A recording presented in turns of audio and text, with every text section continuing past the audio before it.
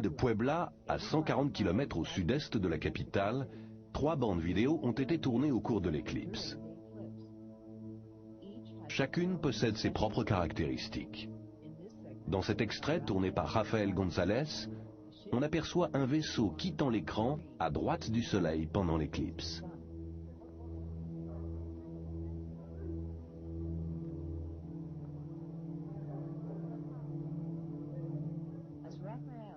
Tandis que Rafael tourne sa caméra vers la gauche, son attention est attirée par un objet brillant et 2 autres objets dans le fond. Avec l'arrêt sur image, nous voyons clairement ces 3 objets inconnus. Mais surtout, il est certain que le plus brillant des 3 ne peut pas être une étoile, car derrière lui, nous voyons passer des nuages.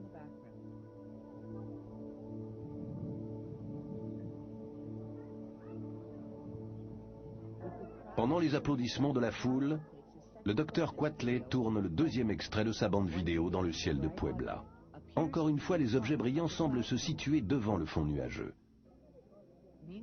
Entre-temps, au centre de la ville, la famille Breton a la surprise de voir plus qu'elle n'attendait, comme le montre cette séquence vidéo.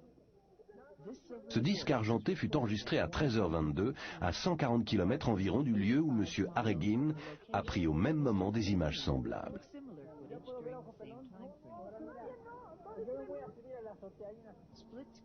L'écran double permet la comparaison des images tournées par M. Harreguin dans la ville de Mexico et par M. Breton à Puebla.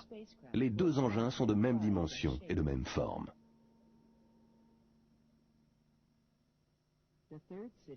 Oaxaca, à 500 km environ au sud-est de Mexico, fut la 3e ville où l'on a enregistré sur vidéo des ovnis pendant l'éclipse solaire.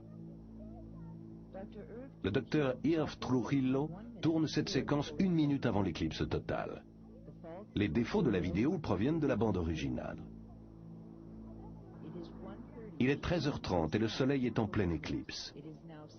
6 minutes après l'éclipse totale, l'objet inconnu est encore clairement visible en plein jour.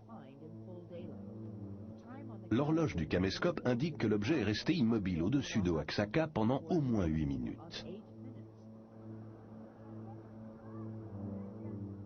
Pendant toute la durée de l'éclipse, les horloges des caméscopes nous donnent un enregistrement détaillé qui semble confirmer la présence de plusieurs engins. Le docteur Trujillo filme cette image au-dessus de Oaxaca à 13h29, tandis qu'à 400 km au nord-ouest, au-dessus de Puebla, Rafael González enregistre ces images à 13h29.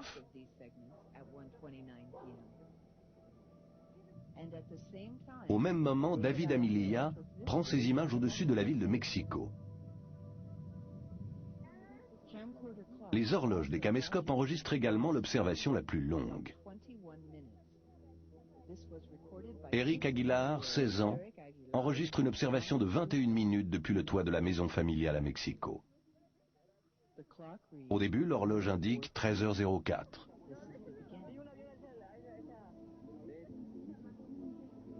13h14. 13h17. 13h20 et 13h25 à la fin. Cela fait en tout 21 minutes pendant lesquelles l'OVNI reste visible. L'éclipse solaire ne dure que 6 minutes 54 secondes, ce qui signifie que l'objet est visible en plein soleil pendant 14 minutes, ce qui élimine la planète Vénus, explication avancée par certains.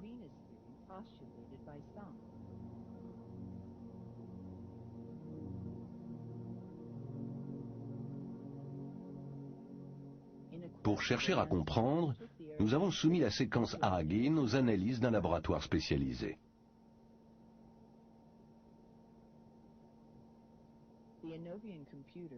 L'ordinateur Innovian est un appareil très puissant conçu pour examiner les bandes vidéo à l'état brut.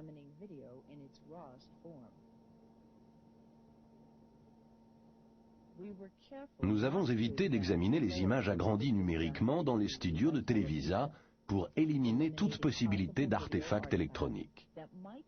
Nous nous sommes intéressés à la pellicule originale d'Harreguin, qui ne dure que 8 secondes.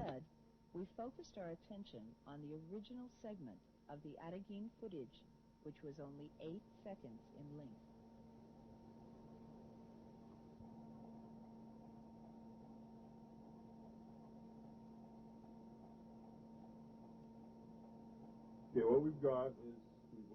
Bon, alors, qu'est-ce que nous avons ici? Nous avons chargé la séquence Aregin dans l'Inovion PTS-3. Là-haut se trouvent 6 images prises sur la bande. Elles apparaissent ici en bas, agrandies 5 fois. Des images de 1 à 6 se trouvent ici en bas. Et comme nous sommes très loin de la caméra, prenons un de ceux-ci et faisons un zoom. Nous pouvons agrandir jusqu'à 8 fois. Nous faisons un zoom sur ce qui nous intéresse, et avec un clic, nous voyons l'agrandissement 8 fois.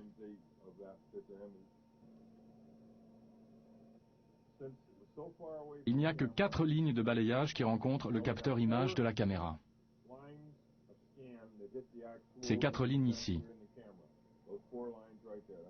C'est tout ce qu'il a pris. Ici, ceci semble être très noir, ce qui n'est pas normal. Cela nous montre que cet objet était illuminé dans cette direction-là. Ici se trouve une ombre. Le mieux que l'on puisse trouver, c'est une sorte d'objet en forme de palette de hockey.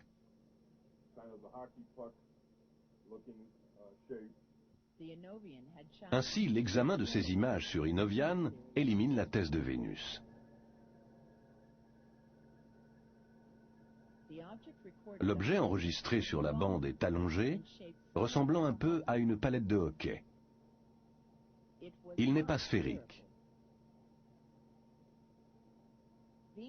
Vénus ne donnerait pas une image pixel analogue étant de forme sphérique. Et les nuages ne seraient pas passés derrière la planète.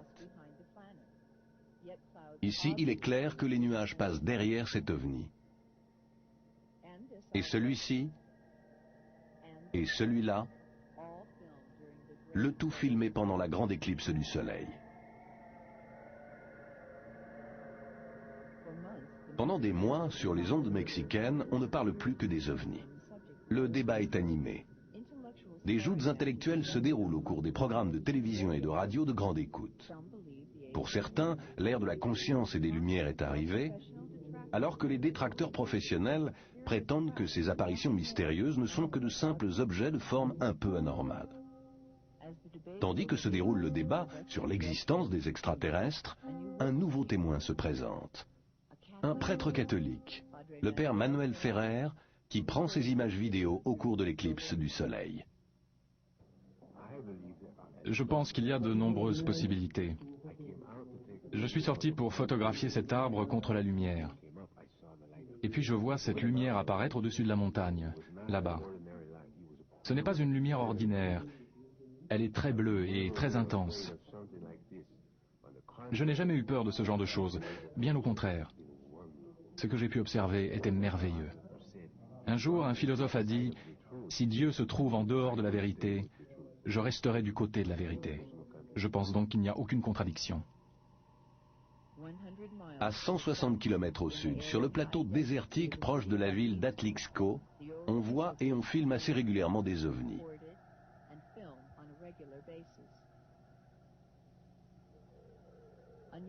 Des images étranges ont été prises dans la région du mont Popocatépetl, ce volcan majestueux que l'on appelle la sentinelle endormie. La population mexicaine se passionne pour ces spectacles aériens se déroulant chaque nuit. La deuxième vague a commencé.